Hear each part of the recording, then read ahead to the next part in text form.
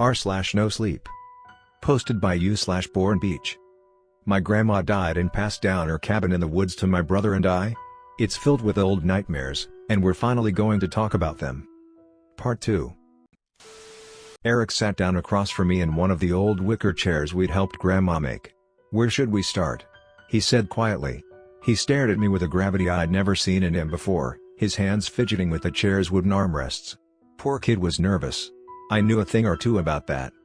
I took a deep breath and placed my face in my hands, wishing I'd never quit smoking. Wishing I'd never agreed to come out here. My heart thrummed and my palms were slick with sweat. Meanwhile, my thoughts couldn't stop toying with the idea that maybe confronting these memories was a mistake. Maybe acknowledging them would somehow make them real. "Matt?" he said softly. "Let's start with the man by the river," I said, forcing myself to look him in the eyes. "You remember him?" Eric's expression said it all. He remembered. His eyes darted to the front door, still swinging open in the breeze from when we both walked inside. "I'm gonna grab the door," he said. I didn't say anything, but I didn't need to. We both knew it'd be easier to talk about these things with some degree of security between us and the outdoors. He stalked off, shut the door, and then returned a moment later. "We were what, 11 then?" I said. He nodded. Though we were twins, we looked nothing alike. Eric was thin and gangly, with giant glasses and a passion for all things pop culture. I was short, a bit overweight, and had an unhealthy addiction to every form of metal under the sun. My hearing was practically shot, but the wall of noise that music created was the only time I felt like I got any peace and quiet. It was the second day at the cabin, I think. Eric looked out the window, toward where the river flowed, just past the tree line. "You and I were out having a swim." "Yeah, and he was watching us on the other side." "How long was he there for?" I shrugged. "You were the one who spotted him. I wouldn't have noticed if you hadn't pointed him out." "Tough to miss, really. He had that beige ball cap and the mask, yeah. Who wore a mask out in the woods? The kind of guy who liked to watch kids swim, I guess. It was a wolf mask, a really well-made one. Thinking back on it, it almost looked like a real wolf." "Remember what he said?" It was impossible to forget. His words had been the catalyst to everything, the jump-off point for the worst experience of our lives. "It's nearly dark," I said. "It's nearly dark," Eric repeated. The two of us were silent for a moment, the shrinking daylight and the implications of what that meant not lost on us. "Maybe we should do this in the car, on the way down?" he said. I shook my head. "I don't think it works like that, and I think you know that now too." Standing up, I crossed the room and grabbed my leather jacket from the coat rack. I threw it over my shoulders like a poncho. Now that the sun had dipped behind the tree line, the temperature had dropped with it. "You're remembering things clearly again, aren't you?" "I know I am." He frowned, avoiding my gaze. We both knew this wasn't a normal cabin, and deep down, I guess we both came to realize we couldn't run from our history forever either. Eric was right. If we didn't confront this now, then we'd probably be running from it for the rest of our lives. "I suppose things do feel clearer," he said. "Being here feels strange.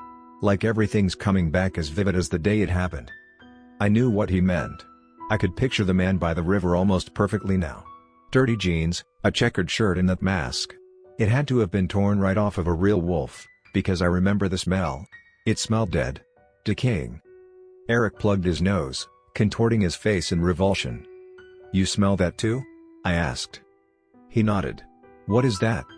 That's what he smelled like. The man by the river. I'd forgotten how horrible it was, but this cabin is bringing it all back to me. I glanced around the dimly lit room, where shadows grew in the corners as the sun fell lower in the sky. He told us to come to him, after warning that it was nearly dark. He said he had a gift for us. "You thought he was Uncle Jake?" I remember that. "Yeah. I mean, who else could it have been?" Grandma had built her cabin on the land of an abandoned fire watch outpost far from the sleepy village below. "Nobody lives up here. It was only the four of us that week. When you swam over," Eric said quietly. "Did he say anything to you?" "I don't think so." I closed my eyes and drifted back to that moment, 12 years ago. In spite of it being the height of summer, the river was freezing that day and the current had made it hard to get across. The man stood on the other side waiting patiently though. "He was holding the gift behind his back," I said. "I remember thinking it was a fishing rod." Eric cracked a bittersweet smile. We'd both been badgering Uncle Jake to let us use his fishing rod. I, too, Remember hoping that's what it was. Talking about this was cathartic, but torturous all at once. My mouth felt dry as a bone. When I got closer, I got this weird feeling. Like something was wrong. Yeah? Yeah, it's hard to explain, but it's like. Even then I knew something wasn't right. I gave into the memory, letting it swallow me in my search for answers. Grandma's cabin seemed to fade away, replaced by a warm summer day. The river rumbled behind me now, and the mountain breeze caught at my wet, shaggy brown hair. Above, the sun beat down furiously, dressing me in a full-body sunburn. I realized it wasn't Uncle Jake when I stepped out of the river. You never told me that before. I don't think I ever let myself believe it. In the cabin, the branches swayed above us, their long arms scratching at the roof in the rising wind. So? Eric said. So what? So what made you realize it wasn't him? Oh. I chewed on my lip, my eyes staring at Griff's cracked skull on the floor. It was because he twitched. Twitched? Yeah, I said, looking Eric in the eyes. My voice cracked despite my best efforts to keep it steady. His entire body twitched, like some kind of predator reaction. Like a cat seeing a mouse. Or a wolf seeing a rabbit. The implication hung in the air between us. We were prey. I wanted to run back into the river. I wanted to scream for help. I wanted to hide. But he held the gift out. The book, Eric said. That's right. The Mysteries of the Cryptids. I'd gotten halfway back across the river when Uncle Jake came down, I continued. He was on your side of the river and dressed entirely different from the man. I paused, recognizing this was one of the memories I'd never fully accepted. How could I have? Accepting it meant I was more broken than I was comfortable admitting. That's when I realized we weren't alone on the mountain. I opened my eyes and pulled myself out of the memory. It felt a little disorienting, like my senses were being thrown about in some sort of amnesiac tornado, but I did what I could to reground myself in reality. I focused on my weight in the rocking chair, the cool feeling of leather around my shoulders, and the roaring wind outside. Eventually, the cabin returned to focus. Eric ran a hand through his curly brown hair. You think that maybe? Outside, the sound of shattering glass rang out. Eric and I jumped to our feet. My heart thundered in my chest. The two of us stood frozen, each knowing we needed to act, but not knowing how. Being the older twin, I breathed deep and stepped forward, forcing my body to act in spite of its fear. I slid along the wall toward the four-pane window. It was dusk now and the last rays of sunlight barely pierced the thick pine trees. Darkness began to overtake the landscape, and the once lush tree line now looked more like a gaping, nightmarish maw. I peered out the window at an angle, so that I wasn't squarely in front of it in case anybody was watching from outside. Fuck! I shouted, catching a view of my car. A massive, broken branch lay flat against its now equally broken windshield. What? Eric took a furtive step forward. Is somebody there? No. I pulled my jacket from around my shoulders and shoved my arms through the sleeves, zipping it up proper. Fucking branch just smashed my windshield. Story time's over. We're getting out of here. Eric burst out laughing, his hand on his chest. Holy shit, Matt, that sound scared the crap out of me. It was just a tree branch?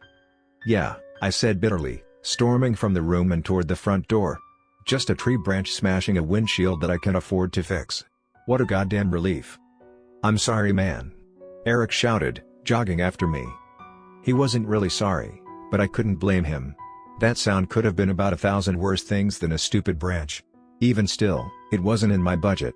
I gripped the handle of the front door and flung it open, preparing for a chilly drive down the mountain. And then I stumbled backwards. My breath caught itself in my chest. I opened my mouth to say something, anything, but the words weren't there. Behind me, I heard Eric mumble a soft "oh," then a loud crash. Had he fainted?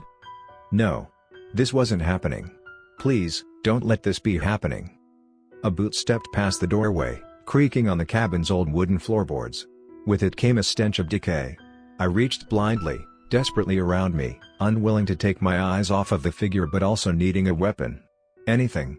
I only found empty air. Uncle Jake had already moved most of Grandma's things. With each step the intruder took, I took one back, until finally I came up against the far wall. The figure stood framed in the dark of the hallway, a ball cap on its head, and two glowing, yellow eyes.